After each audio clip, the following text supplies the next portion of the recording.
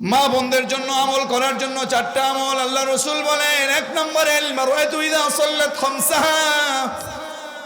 ও নারীরা, জান্নাতে যদি যেতে চাও, এক নাম্বার তোমাদেরকে জান্নাতে যাওয়ার আমল চারটার মধ্যে এক নাম্বার হলো তোমাকে আউয়াল ওয়াক্তে নামাজ আদায় করার দরকার আছে না নাই? নারীরা দেখবেন নামাজ পড়তে যায় জোহরেরটা পরে আসরে। মুরব্বী কথা বলেন না কেন? জোহরেরটা আসরে পড়ে না, কাজ করে ঘুম থেকে ওঠে 9:30টায়। হ্যাঁ, ঘুম থেকে ওঠে কয়টায়? কার কার স্ত্রী ঘুম থেকে 9:30 ওঠে? হাত তুলে তো দেখি। জানি তো যে ঘরে গেলে আর কোনোভাবে হাত উঠালে কোনোভাবে ঘরে গেলে ভাত পাওয়া যাবে না, এটা বুঝি আমি। আমরা তো দেখি সব শুধু বিপক্ষে, হাত জাগালে তখন হাত ওঠে না, ঠিক কি না? যা হোক বন্ধুগণ, হাসির খোরাক না। মা বোনেদের জন্য চারটা আমল করা লাগবে জান্নাতে যাওয়ার জন্য। এক নাম্বার 5 ওয়াক্ত নামাজ, 2 নাম্বার ওয়াসামাত শাহরাহা, রমাদানের সিয়াম দরকার আছে না নাই? রমাদানের সিয়াম। 3 নাম্বার আমল হলো ওয়াতাআত বালাহা, স্বামীর আনুগত্য করা লাগবে। কার আনুগত্য করা লাগবে? বলে ঠিক ঠিক, দেখছেন? ঠিক ঠিক মানে আনুগত্য তো করার লাগবেই ওদের। এক ভাই আসছে, হুজুর আমার ছেলের জন্য একটা মেয়ে দেখেন। কেমন মেয়ে লাগবে আপনার? বলে খুব আল্লাহর ওলি। আল্লাহর ওলি বুঝেন? 5 ওয়াক্ত নামাজ পড়ে, কোরআন শরীফ পড়ে। মুরব্বীদের কথা তো আমি বললাম, বলে খুব ভালো আমল করবে, খুব আদর করব তাদের। আমি বলবো যেই যেই কথাগুলো বললেন আপনার ছেলে আসছে ভালো আমল লাগবে, যদি সেটা থাকে দেন, আমি এখনই দেব। যুবকরা তোমরা মেয়ে খুঁজতে যাও একবারে ফেরেশতার মতো, আর নিজেরা শয়তান এসে বসে থাকে। কথা বলে না কেন? ছেলের জন্য সুন্দর মেয়ে খোঁজে আর নিজের ছেলে ফেরেশতা না, আছে না নাই? এজন্য আগে নিজেদের ভালো হয়ে যাওয়ার দরকার আছে না নাই? বিশ্বনবী বলেন স্বামীর আনুগত্য করা লাগবে।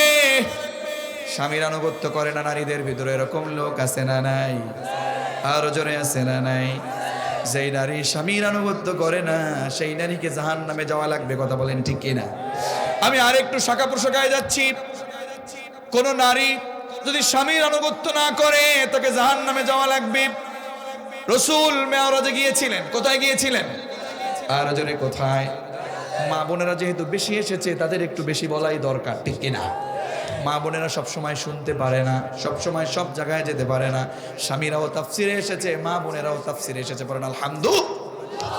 মা বোনেদের জন্য বলছি, বিশ্বনবী মেরাজে গিয়েছিলেন। মেরাজ থেকে বিশ্বনবী যখন এসেছেন, আল্লাহ নিজেও মেরাজের কথা বলে নিজেও তিনি সুবহান বলেছেন। সুবহানাল্লাযী আসরা বি'আবদিহি লাইলান মিনাল মাসজিদিল হারাম ইলা আখিরিল আয়াত। আল্লাহু আকবার। বিশ্বনবী মেরাজ থেকে আসছেন। বিশ্বনবী মেরাজ থেকে এসে নারীদেরকে ডাকতেছেন, ও নারীরা, ইয়া মাশারান নিসা, তাড়াতাড়ি এদিকে আসো, তোমাদের সাথে কথা আছে। আমি মেরাজে গিয়েছিলাম। মেরাজে গিয়ে তোমাদের 6 প্রকার নারীকে আমি জাহান্নামে দেখেছি। জোরে বলেন কয় প্রকার? আরো জোরে কয় প্রকার? কয় প্রকার নারীকে জাহান্নামে দেখেছে রাসূল? ডান দিক থেকে বলেন কয় প্রকার? বাম দিক থেকে কয় প্রকার? মাঝখানের ভাইরা বলেন কয় প্রকার? সবাই মিলে বলেন কয় প্রকার? 6 প্রকার নারীকে আল্লাহ রাসূল জাহান্নামে দেখেছেন। আল্লাহ রাসূল বলেন, ও নারীরা শোনো, 1 নম্বরে যেই নারীকে আমি জাহান্নামে দেখেছি তা হলো ওই প্রকার নারী যেই শ্রেণীর নারী অর্ধনগ্ন হয়ে রাস্তায় হাঁটে, চুলগুলো ছেড়ে ছেড়ে রাস্তায় হাঁটে, বেপর্দায় থাকে, ওড়নাগুলো গলায় ঝুলায়, চুলগুলো ছেড়ে ছেড়ে রাস্তায় হাঁটে। এরকম নারী আমাদের ঘরে আছে না? না, লজ্জা লাগে না বলতে?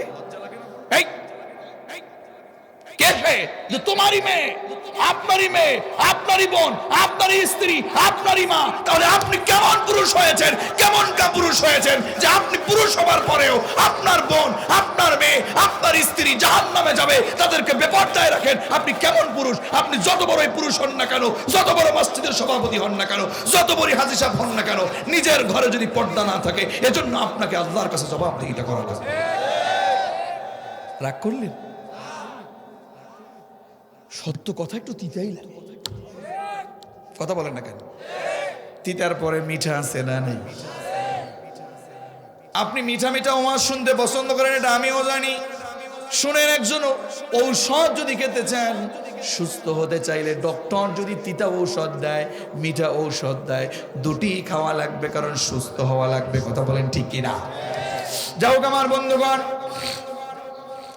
একজন পুরুষ যদি, একজন নারী যদি জাহান্নামে যায়, চারজনকে আসামি করবে। জোরে বলেন কয়জন? আরো জোরে কয়জন? এক হলো ছেলে, বড় ছেলে, নাম্বার 2 ভাই, নাম্বার 3 ইসামি, নাম্বার 4 হলো বাবা। এই চারজন বাদে কে কে আছেন একটু হাত তুলে তো দেখি। তাহলে সবাই আমরা আসামি। আমি যদি আমার ঘরের নারীদেরকে ভালো করে না পরিচালনা করি, আমি নিজে জান্নাতে চলে গেল, আমার বিরুদ্ধে মামলা হবে, জান্নাত থেকে বের করে জাহান্নামে নিয়ে যাবে।